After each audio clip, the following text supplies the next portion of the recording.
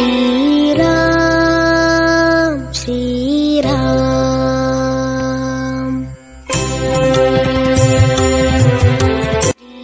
శ్రీరామ్ శ్రీరామ్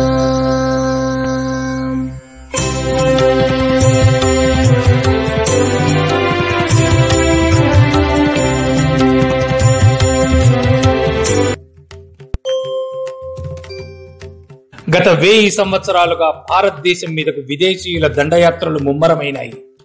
వాయవ్య సరిహద్దుల మీదుగా ముస్లింల దండయాత్రల్లో భారతదేశం అతలాకుతలమైంది. గజని, ఘోరీ, ఖిల్జీ ఇలా తుంపర తెంపరగా జరిపిన దాడులను నివారించడం కష్టమైపోయింది. వేల కొద్దీ దేవాలయాలు ధ్వంసమైనాయి. స్త్రీల మాన ప్రాణాలకు గతి లేకుండా పోయింది. జోహార్ వంటి ప్రక్రియలలో వేల కొద్దీ స్త్రీలు ప్రాణత్యాగాలు చేశారు.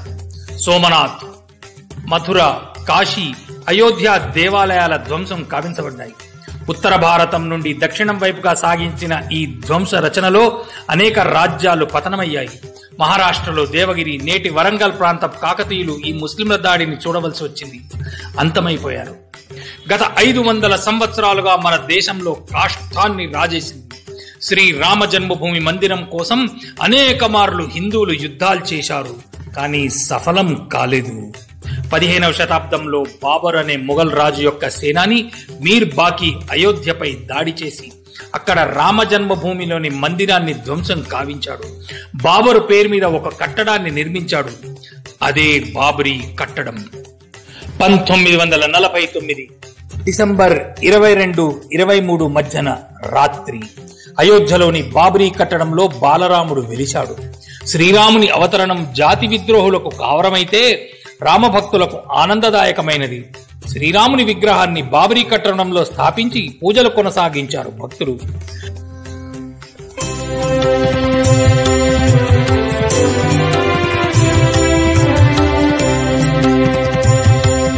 (1950లలో) స్థానిక ఫైజాబాద్ జిల్లా కోర్టులో కేసు వేయబడ్డది.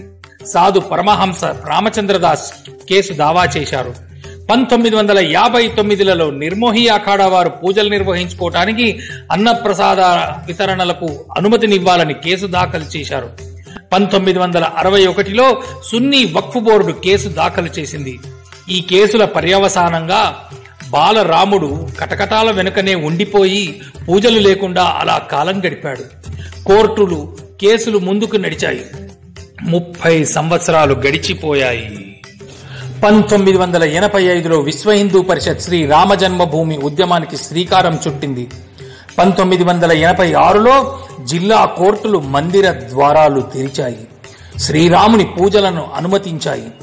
కటకటాల వెనుక నుండి హిందువులు దర్శనం చేసుకోవడానికి అనుమతినిచ్చాయి. ఆ ప్రదేశంలోకి ముస్లింల ప్రవేశానికి, నమాజులకు అనుమతిని నిరాకరించాయి. 1980లో నాటి కాలం. ప్రైవేటు టీవీ ఛానళ్లు లేవు. ఇంటర్నెట్లు, ఈమెయిళ్లు, వాట్సాప్లు, ఫేస్బుక్లు ఇవేవీ లేని కాలం. సమాచార వ్యవస్థ అంతా ప్రభుత్వ ఆధీనంలోనే.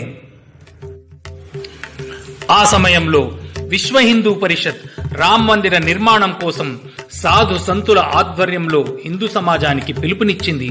సాధువులు, సంతులు, మహంతులు, శంకరాచార్యులు హిందూ సమాజాన్ని మేల్కొల్పే యజ్ఞంలో శ్రీ రామశిలల పూజలకు పిలుపునిచ్చారు.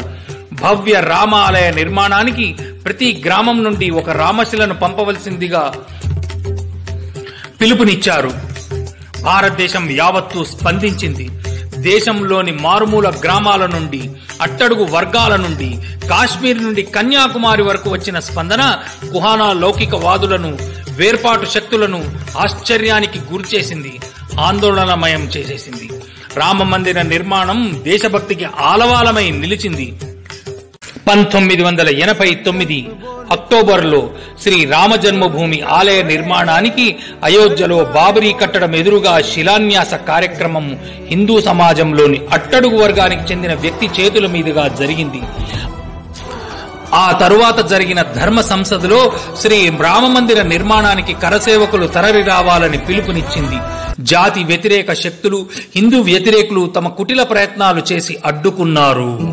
సంకల్ప బోల్కే हम तो निकल पड़े हर द्वार खोल के.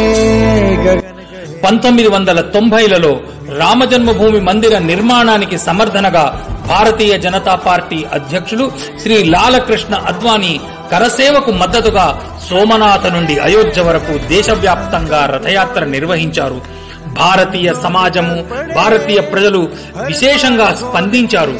లౌకికవాదుల కుట్రలు, కుహనావాదులు ఆందోళన సందేశాలు తీవ్రతరం చేశారు.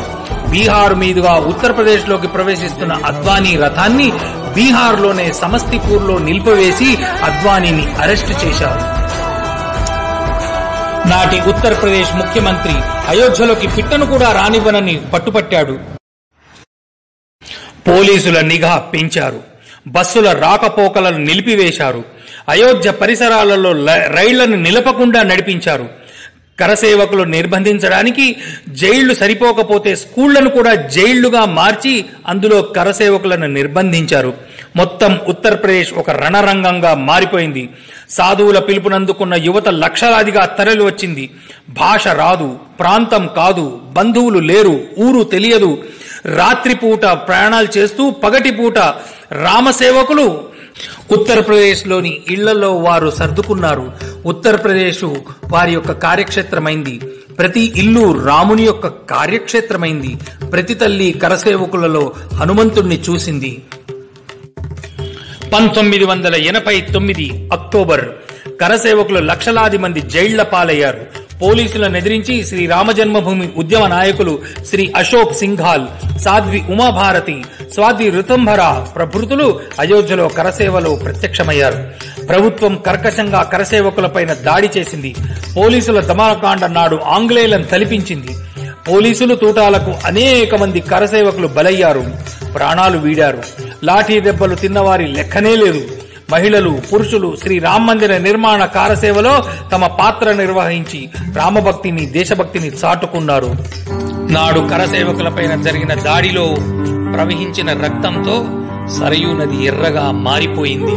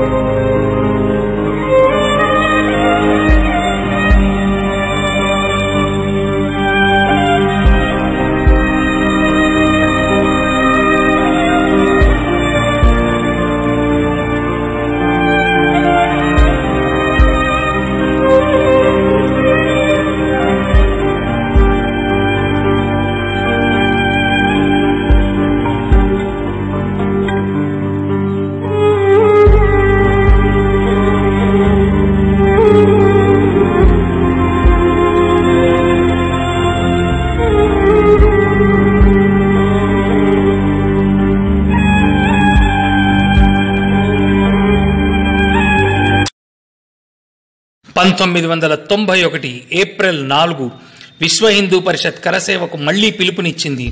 ఢిల్లీలో నాడు జరిగిన సభ నభూతో నభవిష్యతి. నాటి సభలో 10 లక్షలకు మించి ప్రజలు పాల్గొన్నారు. ఉత్తరప్రదేశ్ లో ప్రభుత్వం మారింది. శ్రీ రామసమర్థక భాజపా ప్రభుత్వం వచ్చింది. కరసేవలో పాల్గొనడానికి అడ్డంకులు లేవు. 1992 డిసెంబర్ 6 కరసేవ. లక్షలాదిగా వచ్చిన కరసేవకులు రామమందిర నిర్మాణానికి ఉవ్విళ్లూరారు. సుప్రీంకోర్టుకు ఇచ్చిన మాట నిలబెట్టుకుంటూ ప్రభుత్వం పోలీసులను మోహరించింది. కానీ